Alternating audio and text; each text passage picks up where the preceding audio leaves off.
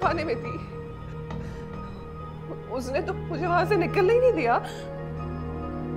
अमान मेरे साथ नहीं है आलिया। जो दर्द तुम्हें इतने सालों पहले मिला था, उससे निजात पाने का वक्त आ गया। मन्नू को मार दो।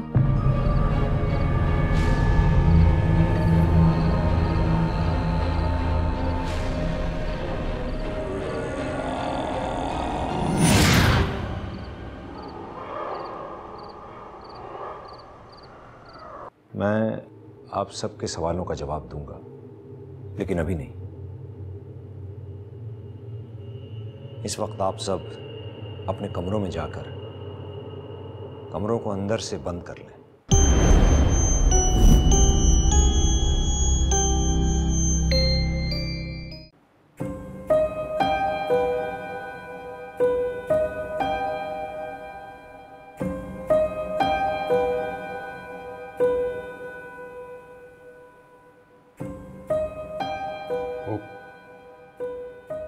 वो मेरे साथ थे।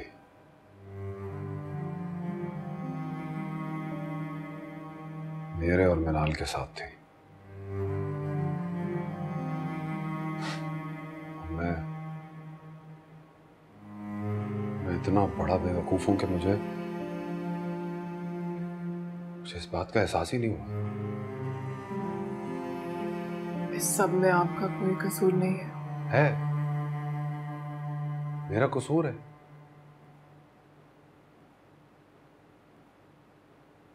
मैं तुम्हें पहचान ना सका।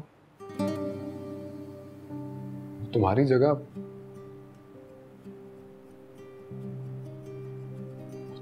मेरे सामने आई। Very stupid. वो मिनाल को कोई नुकसान पहुंचा दी थी, फिर क्या होता? ये सब बातें अकल से हल नहीं हो सकती। आप जितना इनके बारे में सोचेंगे आपको कुछ नहीं मिलेगा। आलम साहब समझ गए। वो समझ गए। जब ही तो कह रहे हैं वो कि मिनाल को तुम्हारे पास रहना चाहिए, क्योंकि वो तो समझ चुके हैं कि मैं अपनी बेटी की हिफाजत ही नहीं कर सकता। प्लीज ऐसा मत सोचिए। क्यों सोच रहे हैं आप ऐसा? तो क्या करूं? ये तुम देख सकती हो कि हमारे अराउंड क्या पागलपना मचा। किसी को कुछ पता है कि क्या हो रहा है, ये क्यों हो रहा है, कैसे? अमान प्लीज प्लीज मेरी बात सुने और समझने की कोशिश करें। मैं जानती हूँ आप इस वक्त शॉक में हैं, लेकिन मैं ये भी जानती हूँ कि आप हार मानने वालों में से नहीं है। आलम साहब ने इस वक्त जो भी कहा है वो सिर्फ इसलिए कहा है क्योंकि उनको लगता है कि मिनाल मेरे साथ सेफ है। लेकिन मैं जानती हूँ मिनाल जितनी सेफ मेरे पास है उतनी ही आपके पास भी है। मिनाल सिर्फ मेरी बेटी नहीं है, आपकी भी बेटी, हम दोनों की बेटी है। इसलिए प्लीज अभी आप इन बातों पर गुस्सा मत करें और सब कुछ तो आप अपनी आंखों से देख ही चुके हैं।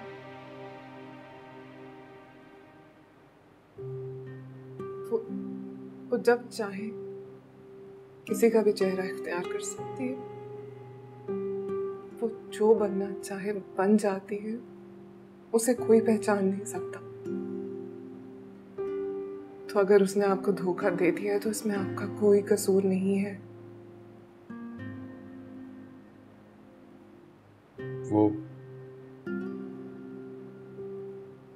तो तुम, मेरा मतलब वो जब तुम्हारी जगह मेरे सामने आई थी तो सुंबुल,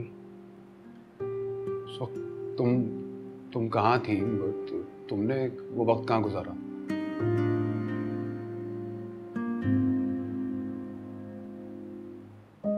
उसने तो मुझे हॉस्पिटल से निकलने नहीं दिया। जब आप मुझे लेने के लिए आए तो एक नर्स आई मेरे पास। उसने मुझसे कहा कि मैं तैयार हो जाऊं। वो मुझे अपने साथ एक कमरे में ले गई, लेकिन वो नर्स नहीं थी, नीली थी। इससे पहले कि मैं कुछ कर सकती, किसी को मदद के लिए बुला सकती, उसने मुझे उस कमरे में बंद कर दिया।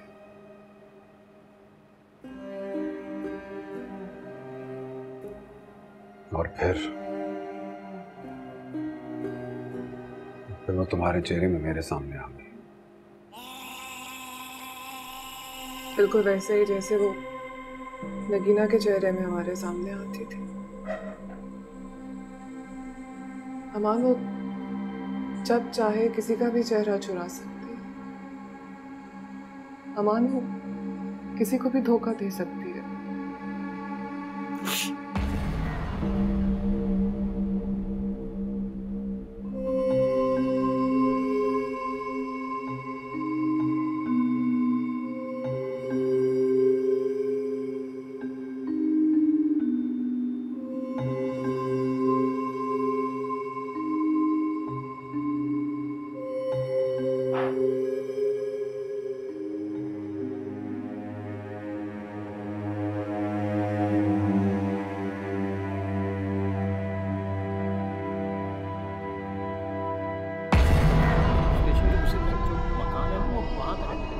तेरा क्या चक्कर है उससे? नहीं कसम से कोई चक्कर नहीं चल। उसके साथ कोई चक्कर चला है। टांगे तोड़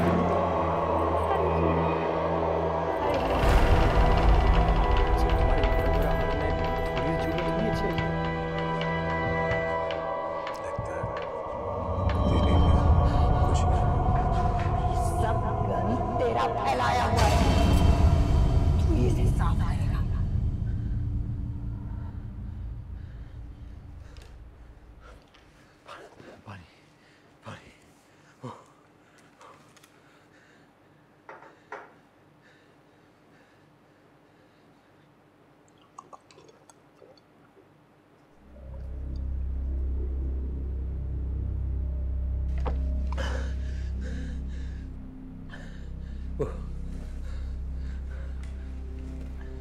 वो यहीं कहीं है, इसी घर की दर दीवार पर। मगर वो आपने तो उस पर सफेद चादर डाल दी थी आलम साहब, और वो गायब भी हो गई थी। उस वक्त हम सबको ऐसा लगा कि आपने उसे हमेशा के लिए इस घर से निकाल दिया। याद करें, मैंने आपसे कहा था गैर इंसानी मखलूक इतनी आसानी से अपने ठिकाने नहीं बदलती।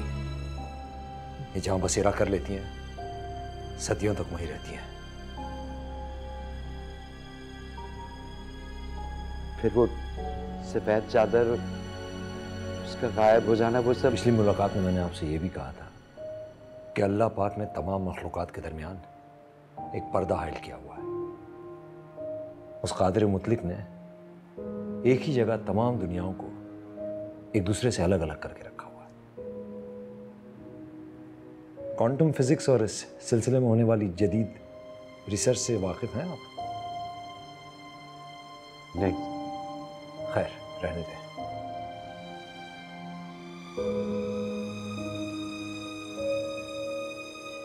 मैं काफी देर से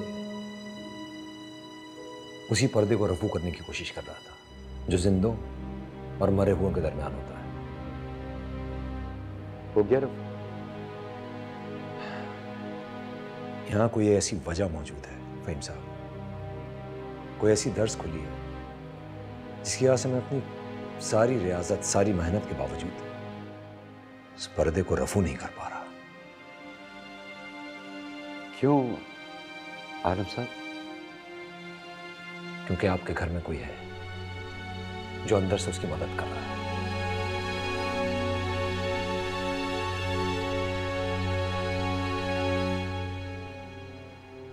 जो चाहता है कि वो रूह हमेशा उसके पास रहे, या शायद उसे अपने पास रखना चाहता है।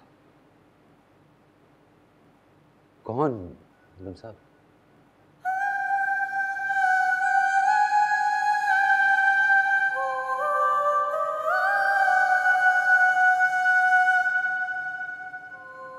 तुम मुझसे प्यार प्यार करती हो ना मन्नू? यस तुम मेरी दोस्त हो ना? यस और अब तो हम फिर से दोस्त बन गए हैं ना? यस तो फिर हमारी दोस्ती पक्की? यस तो फिर आ जाओ मेरे पास।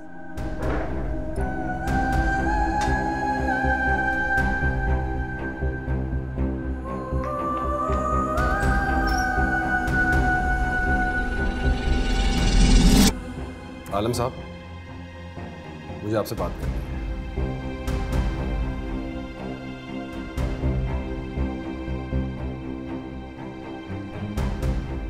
एक जरूरी इंफॉर्मेशन है जो आपके साथ शेयर करनी है।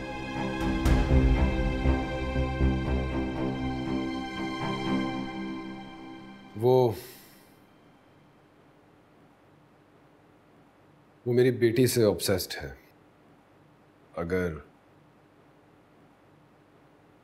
अगर मैं ये कहूं कि वो मिनाल के लिए पागल है तो गलत नहीं होगा।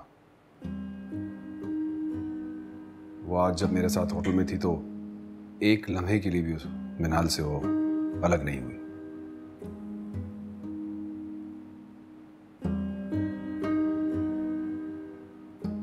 तो बस आपसे यही पूछना था कि आपके ख्याल में हमारी बेटी ठीक है ना?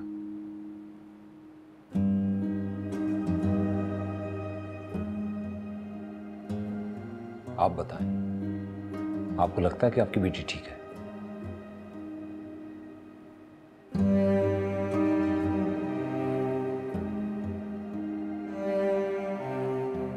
जी शायद। आपको अपनी बेटी में कोई फर्क, कोई तब्दीली महसूस हुई?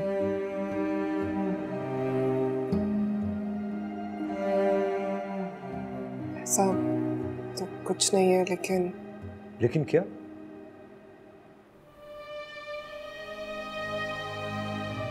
आपको शायद मालूम होगा कि मिनाल बोल नहीं सकती। जानता हूं।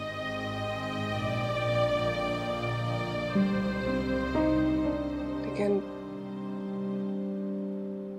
मैंने मिनाल को उससे बात करते हुए देखा है। एक बार नहीं देखा, कई बार देखा है। तो बस हमारा मकसद समझ गया।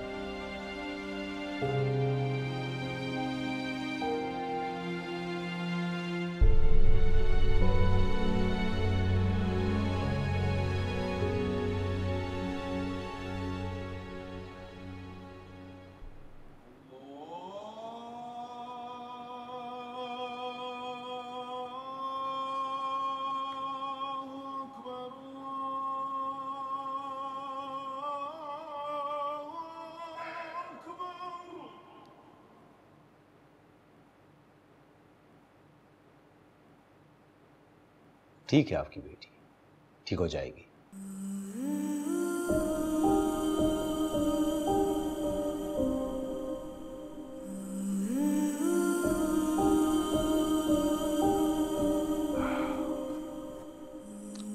सुबह हो गई, वक्त का पता ही नहीं चला। जी नमाज पढ़ूंगा मैं। यही पढ़ेंगे या मस्जिद जाएंगे? मस्जिद चलना बेहतर रहेगा। चलिए मैं भी आपके साथ चलता हूँ। आप भी नमाज का एहतमाम कीजिए। जी मैं दोबारा आऊंगा, सिर्फ आपसे मिलूंगा।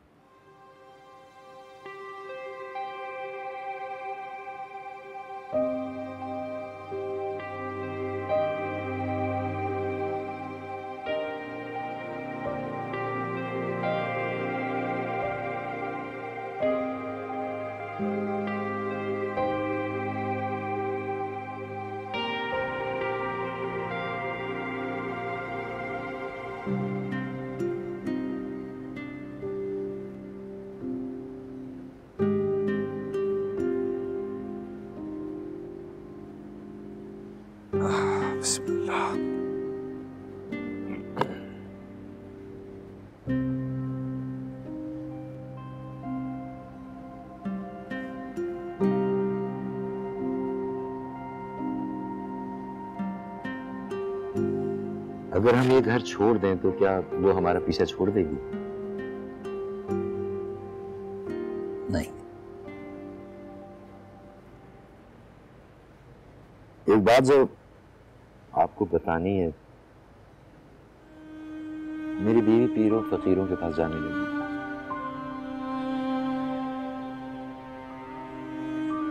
वहां से न जाने क्या क्या ताबीज गंडे उठा लाती है। क्या ये सब कुछ उसकी वजह से हो रहा है?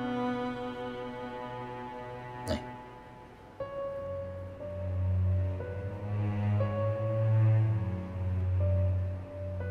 क्या आप हमें कोई वजीफा, दुआ या ताबीज दे सकते हैं जिससे हमारी कुछ मदद हो जाए?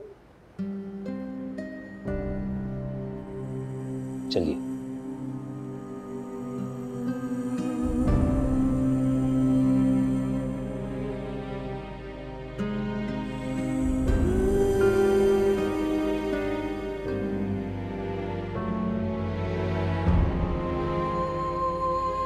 जब तक ये कपड़े यहां बंधे हैं तो किसी को कोई नुकसान नहीं पहुंचाएगा। अपने घर वालों से कहें नमाज का एहतमाम करें, पाकी और सफाई का ख्याल रखें। एक दूसरे को तकलीफ देना, अजियत पहुंचाना, ये सब शैतान के काम। अपने घर वालों को शैतान की शर से महफूज रखना।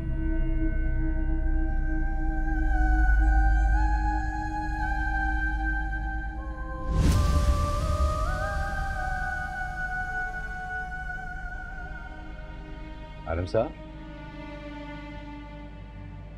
क्या हो? नहीं, कुछ नहीं। आए।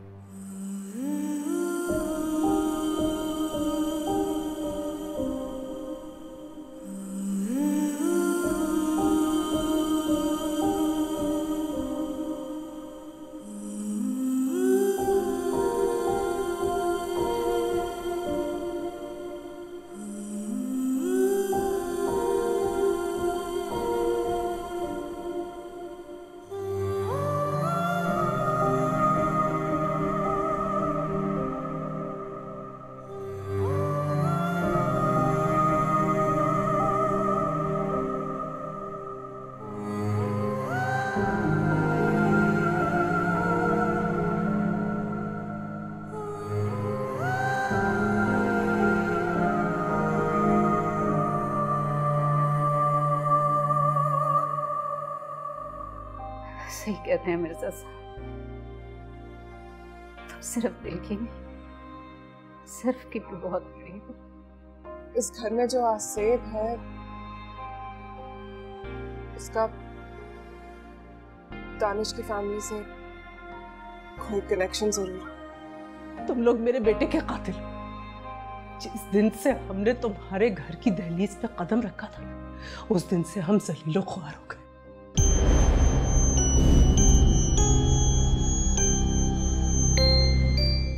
बरसों से आसेब ज़दा है ये घर,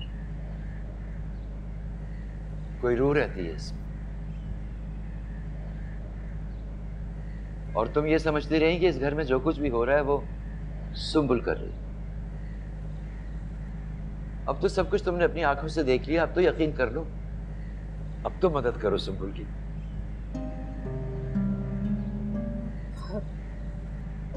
मेरी मदद कौन करेगा?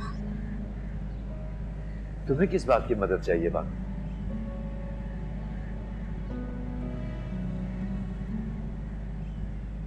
जवान कवारी बेटी की माँ हूं मैं। ऐसे हादसे सबसे पहले जवान बच्चियों पर हमलावर होते हैं। आपने देखा नहीं मज़ारों पर कैसे जवान बच्चियां बैठी होती हैं, कैसे उनको हाल पड़ रहे होते हैं। बानो, हमारी आलिया को कुछ भी नहीं होगा। वो बहुत बहादुर लड़की है। और दूसरे ये कि इस घर में जो रो रहती है उसका आलिया से कोई सरोकार नहीं। तो फिर किससे? वो मीनार के पीछे पड़ी। उससे साफ मुझे डर लग रहा है।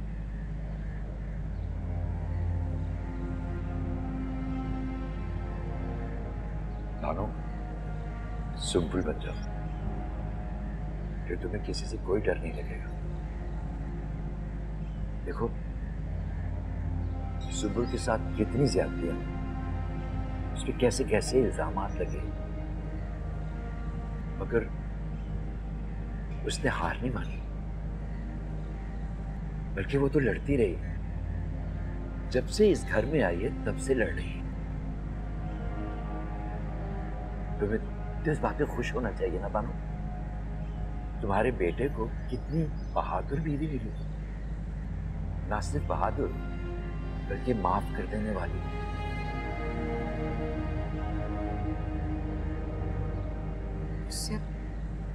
ऐसा सब मुझसे? मैं तुमसे माफी मांगने के लिए नहीं कह रहा, सिर्फ उससे सुलह कर। और बानो, सुलह करने के लिए कुछ कहने की जरूरत थोड़ी होती है। बस तुम उसके पास जाओ, उसको गले लगाओ, उसके सर पे हाथ रखो। तुम सिर्फ इतना करोगी, देखना बाकी सब कुछ वो सुम्बुल खुद कर लेगी। उसका बहुत बड़ा दिल, वो तो चाहेगी भी नहीं कि तुम उससे माफी मांगो। वो ऐसा मौका होने भी नहीं देगी।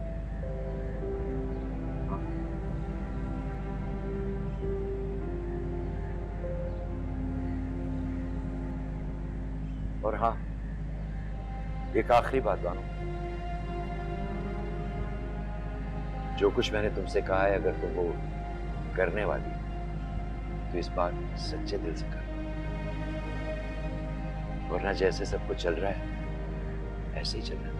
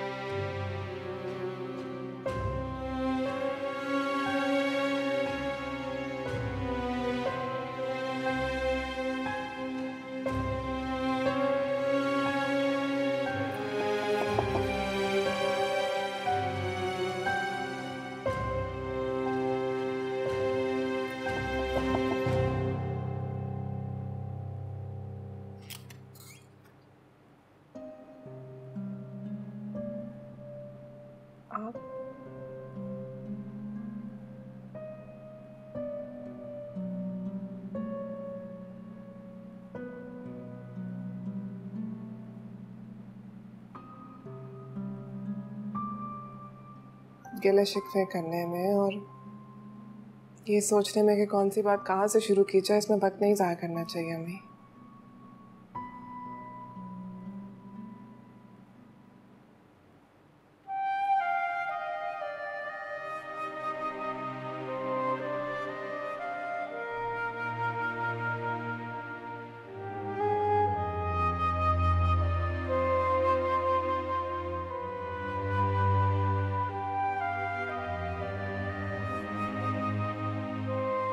लगता है जैसे नजरबंदी हो गई थी।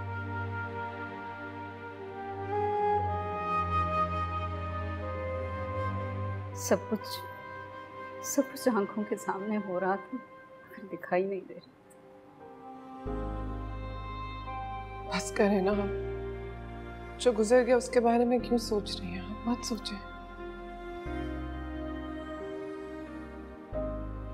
सही कहते हैं मिर्जा साहब, तुम सिर्फ दिल की नहीं, सिर्फ की भी बहुत बड़ी हो।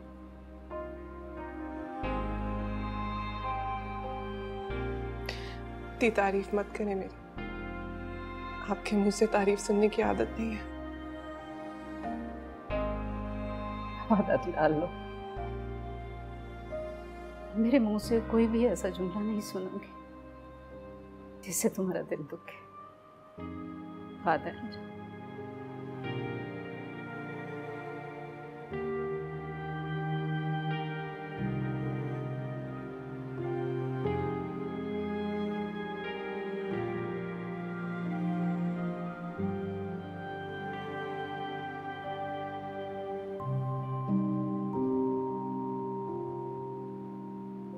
कैसी हो आलिया? भाभी, आप कैसी हैं? ठीक हूँ। एक्चुअली मुझे तुमसे एक बात करनी थी। मुझे भी आपको कुछ बताना है। पहले मेरी बात सुन लो। मुझे दानिश के बारे में कुछ बताना है तुम्हें।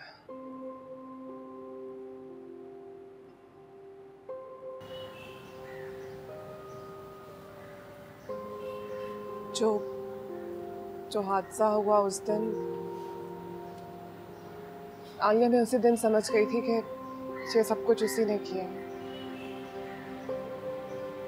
दानिश को भी उसी ने मारा। आलिया ट्रस्ट मी, मैंने बहुत दफा कोशिश की कि तुम्हारे पास आऊं, तुमसे सब बातें करूं, लेकिन हिम्मत ही नहीं हुई। इतनी बार दिल किया कि तुमसे आके कहूं कि प्लीज खुद को अजियत मत दो, तुम्हारा कोई कसूर नहीं है, लेकिन फिर ये सोचती थी कि अगर तुम्हें मेरी बात पे यकीन ना आया और तुम्हें डर लगना शुरू हो गया तो मैं क्या करूं? I'm sorry। मुझे भी इसी वक्त सब समझ आया जब मैंने अपनी आंखों से उसे देखा। लेकिन एक बात मुझे आज भी समझ नहीं आई। क्या? उसने दानिश को क्यों मारा? क्या बिगाड़ा उसने? आप और मैं तो सो कॉल्ड जिसे वो अपना घर कहती है। हो सकता है वो हमें इसलिए तंग कर रही हो।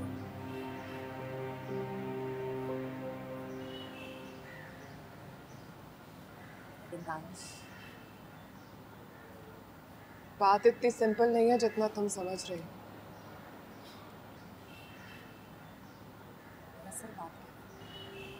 मुझे लगता है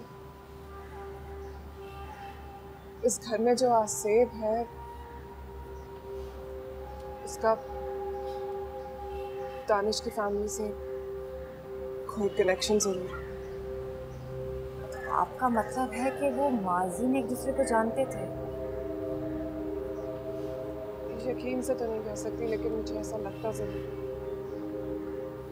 तुम्हें याद है जब दानिश के घर वाले पहली मर्तबा हमारे घर आए थे और दानिश के डैड के साथ एक हादसा हुआ था?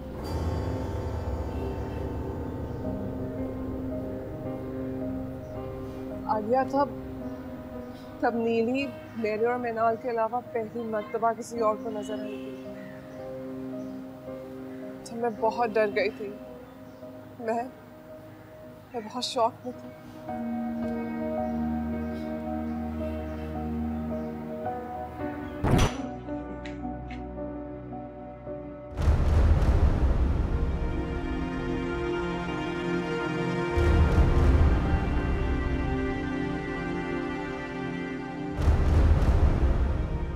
तुम्हारी निकलो यहाँ से, निकलो।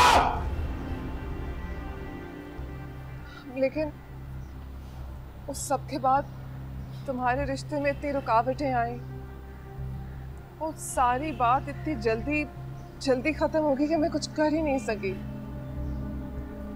आलिया, आई नो मुझे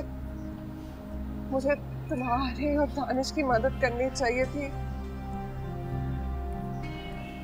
सॉरी। प्लीज आप खुद को कसूरवार मत समझो। ठीक कह रही हो आलिया। अगर मैं थोड़ी हिम्मत कर लेती और नवाब साहब से बात कर लेती तो आज दानिश जिंदा होता। मैं डर गई थी आलिया, मैं बहुत डर गई थी। मैं अपने लिए और मिनाल के लिए बहुत ज्यादा डर गई थी। और उस वक्त मेरी बात का कोई यकीन भी तो नहीं कर रहा था। सबको लग रहा था कि जो कुछ भी हो रहा है वो मैं करवा रही हूँ। और अमान तो मुझे पागल समझ रहा है।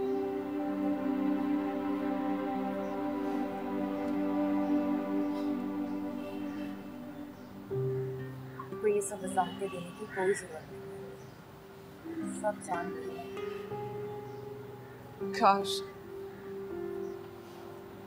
काश मुझे बस थोड़ी सी मोहलत मिल गई होती तो मैं तुम्हारी जिंदगी में इतना बड़ा दुख कभी ना आने देती। प्लीज आलिया, मुझे माफ कर दो।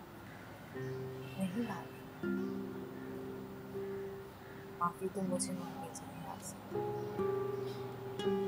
अपने पागलपन में पता नहीं क्या क्या कहती रही आपसे। आज मैं इन बातों के लिए बहुत शर्मिंदा हूँ। भूल जाओ, सब भूल जाओ, क्योंकि मैं भी सब भूल गई।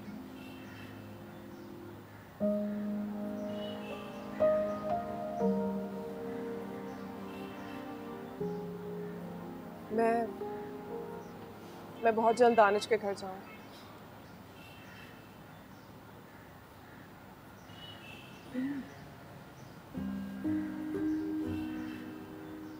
क्योंकि मैं जानना चाहती हूँ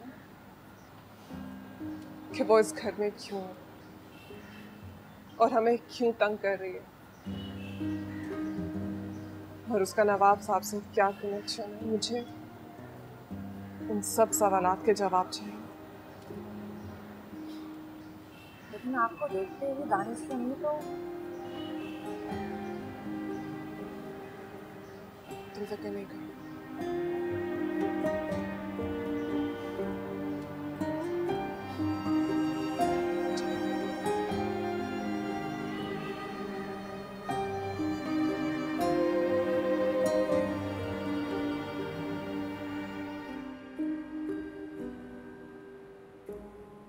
अम्मी, मैं आपके पास ही आ रही थी।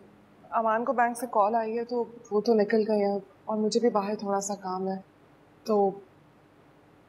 तो क्या बोलो, झिझक क्यों रही हो? मैं कह रही थी कि आप थोड़ी देर मिनाल का ख्याल रख लेंगे। लो, ये कहने की बात। आ जाओ, दादू के पास आ जाओ। रखूंगी ख्याल अपनी पोती का। ठीक है, फिर मैं आती हूँ। वैसे तो आलम साहब ने कहा था कि अब कुछ नहीं होगा, लेकिन फिर भी आप इसे अकेला मत छोड़िएगा।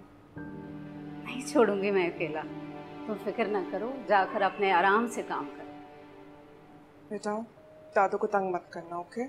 और प्लीज कुछ खा लेना। इसे प्लीज कुछ खिला दीजिएगा। हाँ, मैं खिला दूंगी। मैंने कहा ना, फिक्र मत करो इसकी। जाओ। खुदा हाफिज। खुदा हाफिज। टाटा करो मामा को।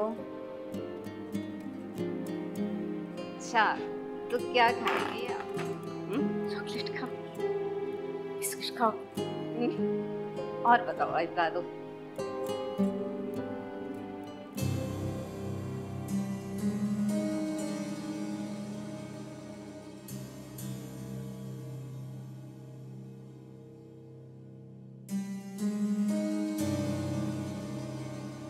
तुम? अस्सलाम वालेकुम। तुम यहाँ क्या लेने आई हो? कैसी हैं आप? नवाब साहब कैसे हैं? तुम्हें इससे क्या वर्ष? क्यों पूछ रही हो? देखिए, मैं जानती हूँ कि आप हम सबसे बहुत नाराज हैं, लेकिन प्लीज बस एक बार मेरी नवाब साहब से मुलाकात करा दे, बहुत जरूरी है। हरगिज नहीं। तुम लोग मेरे बेटे के कातिल हो। जिस दिन से हमने तुम्हारे घर की दहलीज पे कदम रखा था, उस दिन से हम जलीलो ख्वार हो गए। मेरा बेटा मर गया और मेरा शौहर बिस्तर से लग गया। अब सारा दिन उस मनहूस बुढ़े के डायपर चेंज करने में गुजरता है मेरा। पागल करके रख दिया मुझे तुम लोगों ने, पागल। मेरी जिंदगी बर्बाद कर दी। और तुम कहाँ जा रही हो? कहाँ जा रही हो तुम? रुक जाओ, मैं कहती हूँ रुक जाओ। कहाँ जा रही हो तुम? मेरे घर में इस तरह दाखिल नहीं हो सकती। तुम प्लीज मुझे एक बार इनसे बात करने दे। आप सब नीली कौन है?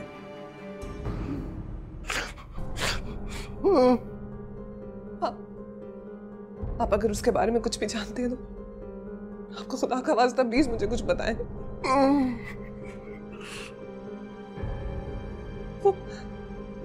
वो मेरी बेटी को मुझसे बहुत दूर ले जाएगी, प्लीज।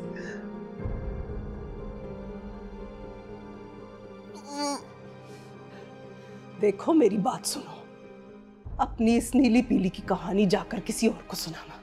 इस वक्त मेरे घर से निकल जाओ, निकलो। अब सब मैं जानती हूँ, आपको पता ही नीली कौन है। मेरे आप उसके बारे में अगर कुछ जानते हैं तो प्लीज मुझे, चलो प्लीज एक मिनट। आप सब प्लीज मुझे बताएं, चलो मुझे उसे पूछने दे।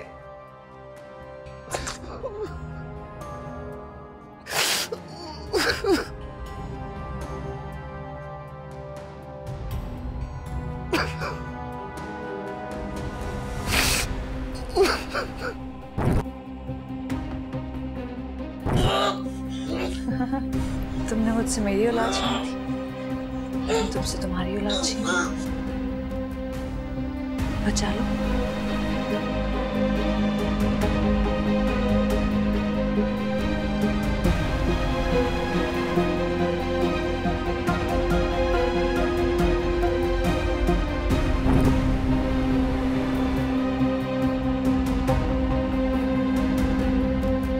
Ha ha ha!